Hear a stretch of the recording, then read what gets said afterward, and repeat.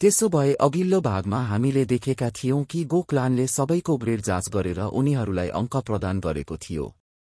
त्यसपछि अब एन्सियन्ट टोममा प्रवेश गर्ने समय आएको छ। उनीहरूलाई त्यहाँ 6 महिना बस्नुपर्ने बताइन्छ, तर यो 6 महिना बाहिरी समयको हिसाबले हो। भित्रको समय भने धेरै छिटो चल्छ, त्यसैले उनीहरू भित्र करिब 3 वर्षसम्म बस्नेछन्। यद्यपि यसको फाइदा यो छ कि उनीहरूले त्यहाँ आफ्नो कल्टिभेसनलाई अझ राम्रोसँग सुधार गर्न सक्छन्। यो भागको सुरुवात अघिल्लो भागको निरन्तरताबाटै हुन्छ। जिएन र जुनियर सँगै भित्र गएका थिए, त्यसैले उनीहरू पहिलो तहमा सँगै पुग्छन्। सबैजना पहिलो तहमा पुगेका भए पनि उनीहरूको स्थान फरक छ। यहाँ जिएन र जुनियरले आफ्नो वरपर ठूलो मरुभूमि क्षेत्र देख्छन्। जिएनलाई यहाँको बारेमा धेरै जानकारी छैन, त्यसैले जुनियरले उनलाई बताइरहेकी हुन्छन्। तर अचानक एउटा अनौठो स्पिरिट बडीले उनीहरूमाथि आक्रमण गर्छ। जुनियरले आफ्नो ऊर्जाले त्यसलाई हावामै रोक्छिन्।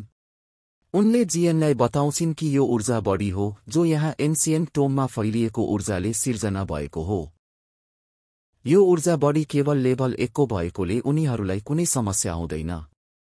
जुनियरले आफ्नो ऊर्जा प्रयोग गरेर त्यस ऊर्जा बडीलाई नष्ट गर्छिन् र त्यसपछि उनको हातमा एउटा क्रिस्टल आउँछ।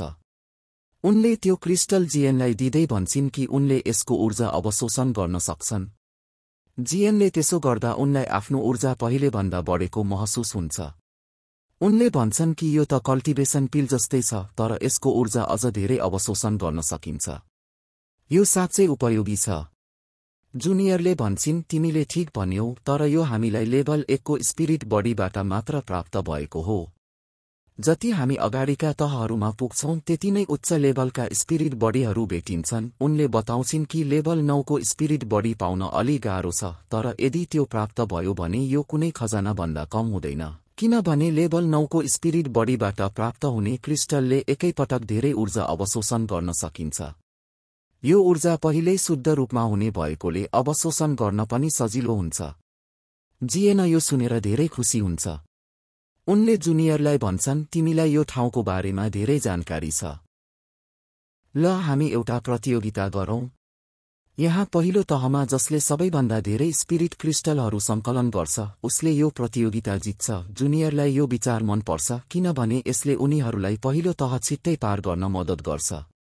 जुनियरले सहमति जनाउँछिन् र उनीहरूबीच शर्त लाग्छ। त्यसपछि उनीहरू अगाडि बढेर स्पिरिट बडीहरू खोज्दै ऊर्जा क्रिस्टलहरू सङ्कलन गर्न थाल्छन्। यसैबीच हामीले हन क्लानका हन र उनको टिम पार्टनर हनलीलाई देख्छौं। उनीहरूलाई जिएन र जुनियरको बारेमा थाहा भइसकेको छ। उनीहरू दुवैको अनुहारमा कुटिल मुस्कान छ किनभने उनीहरूले स्पिरिट बडीबाट प्राप्त हुने ऊर्जा क्रिस्टलहरू पछि सङ्कलन गर्ने र पहिले जिएन र जुनियरलाई बाटोबाट हटाउने योजना बनाइरहेका छन्। दृश्य फेरि जिएन र जुनियरमा फर्किन्छ। उनीहरूले पहिलो तहमा केही घण्टा बिताइसकेका छन्। उनीहरूले धेरै ऊर्जा क्रिस्टलहरू सङ्कलन गरिसकेका छन् र अब दोस्रो तहमा प्रवेश गर्ने समय आएको छ, जहाँ उनीहरूलाई अझ शक्तिशाली ऊर्जा बडीहरू भेटिनेछन्। पहिलो तह पार गर्दा उनीहरूले लेभल 6 को स्पिरिट बडी फेला पारिसकेका छन्, जसको मतलब दोस्रो तहमा उनीहरूलाई अझ उच्च लेभलका स्पिरिट बडीहरू भेटिनेछन्। तर अगाडि बढ्नु अघि जुनियरले जिएनलाई लेभल 6 को